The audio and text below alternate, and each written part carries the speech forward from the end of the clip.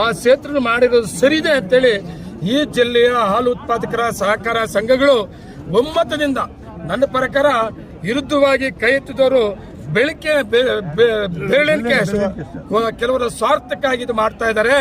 ಇದು ಸ್ವಾರ್ಥಕ್ಕೆ ಆಗಬಾರ್ದು. ನಿಜವಾಗ್ಲೂ ಹಾಲು ಉತ್ಪಾದಕರು ಈ ಜಿಲ್ಲೆಯಲ್ಲಿ ಈ ಸಂಸ್ಥೆಯನ್ನ ಕಟ್ಟಿದ್ದಾರೆ. ನಿಜವಾಗ್ಲೂ ಹಾಲು ಉತ್ಪಾದಕ ಅಲ್ಲದವರು ಈ ಸಂಸ್ಥೆಯನ್ನ ಕೆಡಿಸೋಕೆ ಪ್ರಯತ್ನ ಮಾಡ್ತಾ ಇದ್ದಾರೆ. ಅದಕ್ಕೆ ಸಹಕಾರ ಕೊಡಕೂಡದು ಅಂತೇಳಿ ಪಕ್ಷಾತೀತವಾಗಿ ಹಾಲು ಉತ್ಪಾದಕರು ಇವತ್ತು ಒಂದು ತೀರ್ಮಾನವನ್ನು ಕೊಟ್ಟಿರೋದು ನಮ್ಮ ಜಿಲ್ಲೆಯ ಜನತೆಯ ಹಾಲು ಉತ್ಪಾದಕರ ಪರವಾಗಿ ನಾನು ವಿಶೇಷವಾಗಿ ಧನ್ಯವಾದಗಳು ಕೂಡ ಹೇಳ್ತೇನೆ.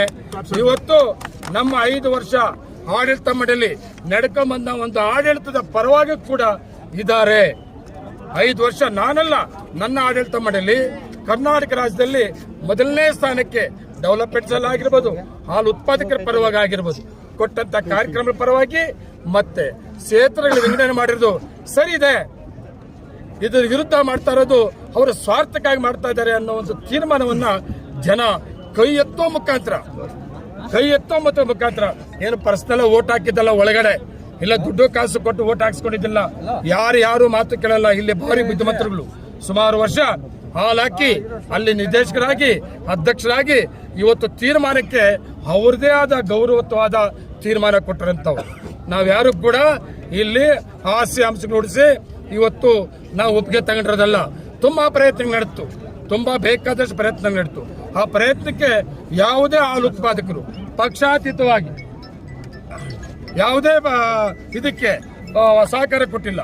ಅದ್ರ ಜೊತೆಗೆ ಇಲ್ಲಿ ದೌರ್ಜನ್ಯ ನೋಡಿದೆ. ಇಷ್ಟು ಮೆಜಾರಿಟಿ ಇದ್ರು ಕೂಡ ಅಧಿಕಾರಿ MDನ ಹೋಗಿ ಒಬ್ಬ ಶಾಸಕರು ಹೊಡಿತಾರೆ.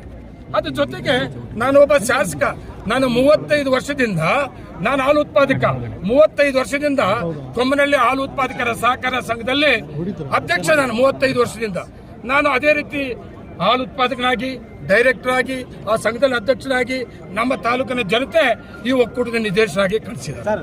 ಇವರು ಹಾಲು ಹಾಕಿರಲ್ಲ, ಹೇಳ್ತೀನಿ, ಬರ್ತೇನೆ, ಹಾಲು ಹಾಕಿರೋದಿಲ್ಲ. ಮತ್ತೆ ಹಾಲು ಉತ್ಪಾದಕರು ಅಲ್ಲ, ಒಬ್ಬ ಶಾಸಕರು ನಮ್ಮಂತವ್ರು ಆ ತರ ತೀರ್ಮಾನ ತಗೊಂಡ್ರೆ ಇವತ್ತು ಬೇಕಾದ್ರೆ ಮನಸ್ಸು ಮಾಡಿದ್ರೆ ಎಷ್ಟು ಜನ MLAಗಳು ಮಾಲೂರು ತಾಲೂಕು ಕೋಲಾರ ಜಿಲ್ಲೆ ಇದ್ದಾರೆ.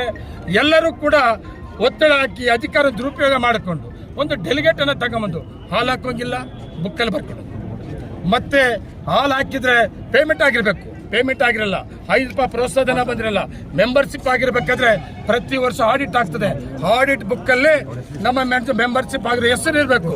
ಯಾವುದು ಇಲ್ಲದೆ ಅಧಿಕಾರಿಗಳ ಮೇಲೆ ಕಾನೂನು ವಿರುದ್ಧವಾಗಿ ಒತ್ತಡ ಹಾಕಿ ಇವತ್ತು ಒಂದು ಡೆಲಿಗೇಟ್ ತಗೊಂಬಂದು ಇವತ್ತು ಇಷ್ಟು 80% ಒಂದ್ ಸೈಡ್ ಅಂತ ವಿರುದ್ಧವಾಗಿ ಒಬ್ಬ ಶಾಸಕರು ಮಾಡ್ತಾರೆ ಅಂದ್ರೆ ತುಂಬಾ ನೋವಾಗ್ತದೆ. ತುಂಬಾ ನಾನು ಎಕ್ಸ್ಪೆಕ್ಟ್ ಮಾಡಿರ್ಲಿಲ್ಲ.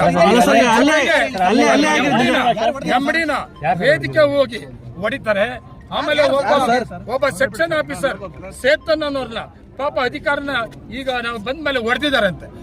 ತುಂಬಾ ದೌರ್ಜನ್ಯ. ಪಬ್ಲಿಕ್ ಅಲ್ವಾ ಕೇಳ್ಬೇಕು, ನಾನು ಅಲ್ವಾ ಕೇಳ್ರಿ, ಮಾಡಿರೋದು ಯಾರು ಮಾಡಿದ್ರು ಅಂತ ಕೇಳಿ. ಶಾಸಕರು ಹೊಡೆದ್ರು ನಾನು ನೋಡಿಲ್ಲ.